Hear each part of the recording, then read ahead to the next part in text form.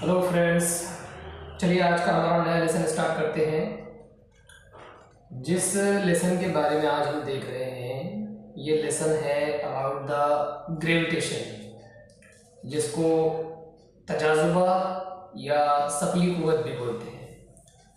अब हम जो है 8वीं 9वीं क्लास से जो है इस चीज़ को देख रहे हैं कि तजाजुबा क्या होता है, यानी ग्रेविटेशनल फोर्स जो किसी बॉडी पर एक्ट कर रही है, किसी जिस्म पर एक्ट कर रही है, वो क्या होती है, जिसकी डिस्कवरी जो है वो न्यूटन ने किया था। और हम अच्छी तरह जानते हैं कि ज़मीन जो है वो सारी चीज़ों को, हर चीज़ को अपनी तरफ खींचती है।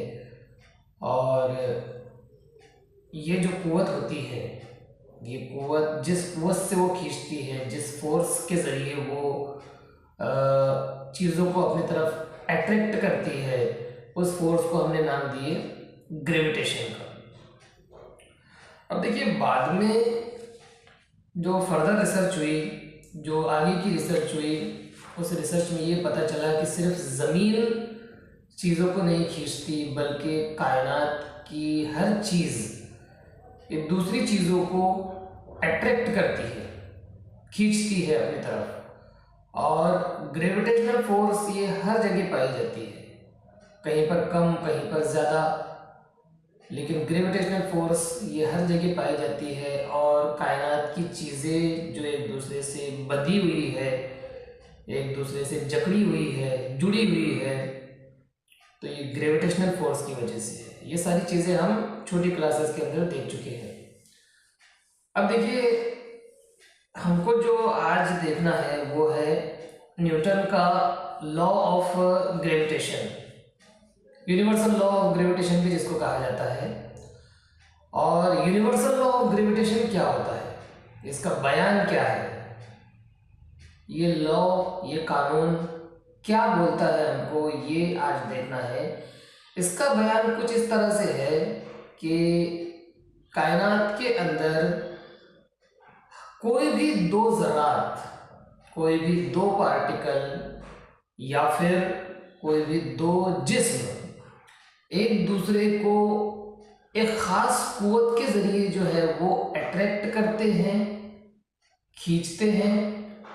और ये जो कुव्वत होती है, ये कुव्वत उन दोनों जिस्मों की, उन दोनों बॉडीज़ का जो मास होता है, उस मास के प्रोडक्ट के, मतलब उनका हासिल ज़रब जो है, हासिल ज़रब के रास्त तनासुब में होती है ये कुव्वत। जैसे किसी एक जिस्म का जो कमियत है वो 2 किलोग्राम है, दूसरे जिस्म की कमियत 3 किलोग्राम है, तो दोनों की कमियतों का हासिल ज़रब हम लेंगे 2 ज़रब 3 यानी 6, 2 तिया 6। अब ये दोनों का जो हासिल ज़रब है, उस हासिल ज़रब के रास्त तनासुब में रहेगी अमल करने वाली कुव्वते कशिश। तो ये जो कानून है ये बयान करता है कि दो अजसाम पर या किसी जिस्म पर अमल करने वाली जो कुव्वते कशिश है, वो दोनों जिस्मों के कमियतों के हासिल ज़रब के रास्त तनासुब में होती है, डायरेक्टली प्रोपोर्शन होती है।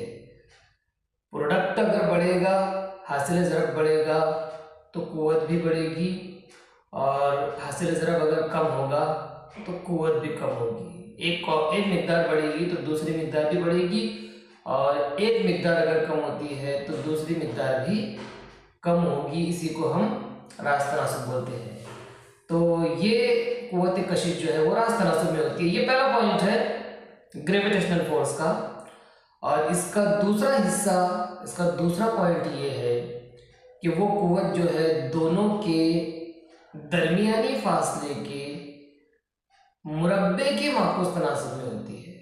मतलब दरमियानी फासला जो भी रहा दोनों जिस्मों के बीच में का, जो बात जिन दो जिस्मों की बात हम कर रहे हैं, जिनके बारे में हम डिस्कशन कर रहे हैं, अगर उन दोनों अजसाम का दरमियानी फासला फर्ज कीजिए 5 है, तो 5 सेंटीमीटर है या 5 मीटर है, तो इस मुरब्बा हम ले लेंगे, मुरब्बे का माकूस तनासब, मुरब्बा मतलब 5 का मुरब्बा, 5 पंजे 25 यानी मुरब्बा, तो मुरब्बे के माकूस तनासब में होती है। और इसका मतलब ये है कि फासला अगर हमने कोई एक नंबर ले लिए और उसका मुरब्बा हासिल कर लिए तो वो मुरब्बा अगर बढ़ता है तो कुव्वत कम होगी, और अगर मुरब्बा कम होता है तो कुव्वत बढ़ेगी। इसी को हम माकूस तनासब बोलते हैं, उल्टा तनासब बोलते हैं जिसको इनवर्सली प्रोपोर्शनल। तो इस तरह से हमने जो है ये देखे हैं कि किस तरह से न्यूटन के शकली कानून का बयान होता है और उस बयान का मतलब क्या होता है। कि न्यूटन का शकली कानून बेसिकली ये तो सादा स्टेटमेंट है, इसकी बहुत डिटेल स्टडी हमारे पास मौजूद है, अलग अलग मिसालों के ज़रिए अलग अलग कंडीशन में जो है वो हम इसको अप्लाई कर सकते हैं। उसके बाद हर फिजिकल क्वांटिटी की जो है कोई ना कोई यूनिट होती है, तो सीधी सी बात है कि ये कुव्वत है, तो कुव्वत की इकाई हम जानते हैं कि बड़ी इकाई न्यूटन है और छोटी इकाई जो है वो डाइन है। तो अमल करने वाली जो ग्रेविटेशनल फोर्स है उसको भी हम न्यूटन में नापते हैं।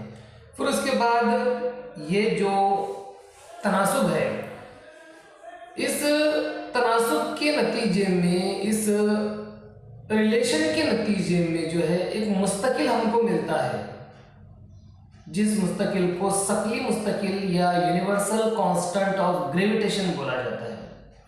और ये यूनिवर्सल कांस्टेंट जो है इसको कैपिटल जी से जाहिर करते हैं और इसकी कीमत होती है 6.67 मल्टीप्लाइड बाय 10⁻⁻11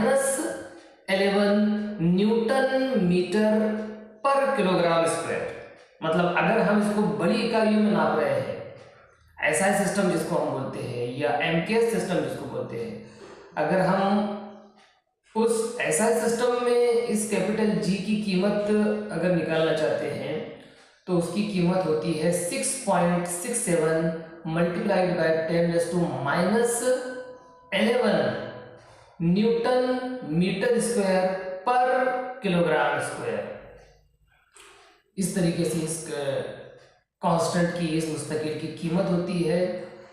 और फिर इसके बाद हम जब डिटेल में जाते हैं तो हमको ये पता चलता है कि किस तरीके से इस मसवा, इस कानून के अंदर जो है अलग अलग चीज़ों को अप्लाई करके या इस कानून को अलग अलग कंडीशन में अप्लाई करके हम किस तरह से इस्तेमाल कर सकते हैं।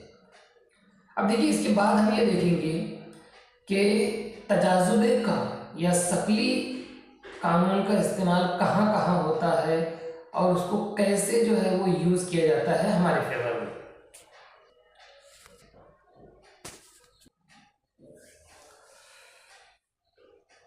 देखिए, शकली कानून को जब हम इसकी डिटेल स्टडी करते हैं तो हमको ये पता चलता है कि किस